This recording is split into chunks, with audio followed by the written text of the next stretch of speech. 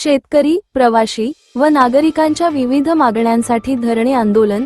मुरबाड तालुक्यातील शेतकरी, प्रवासी तसेच नागरिकांच्या विविध प्रकारच्या मागण्यांसाठी मुरबाड तहसीलदार कार्यालयासमोर सामाजिक कार्यकर्ते रमेश हिंदूराव यांच्या नेतृत्वाखाली जोरदार सरकार विरोधात घोषणा देत धरणे आंदोलन करण्यात आले. या धरणे आंदोलनात शेतकऱ्यांच्या भाताला 4,000 रुपये क्विंटल हमीभाव देण्यात यावा, तसेच शेतीची कामे रोजगार हमी योजनेअंतर्गत करण्यात येण्याचा निर्णय घेण्यात यावा व शासकीय हमीभाव योजनेअंतर्गत भात विक्री केंद्र तात्काळ सुरू करण्यात यावी.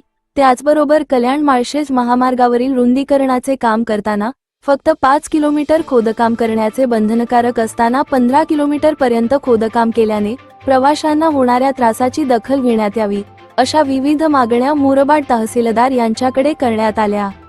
यावेळी धरणे आंदोलनात RPI सेक्युलरचे ठाणे जिल्हा अध्यक्ष रवींद्र चंदने, उद्धव बाळासाहेब ठाकरे शिवसेना पक्षाचे तालुका प्रमुख संतोष विशे तसेच मोठ्या प्रमाणात शेतकरी सहभागी झाले होते.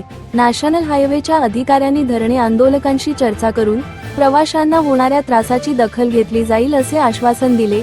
सतीश घरत, मुरबाड.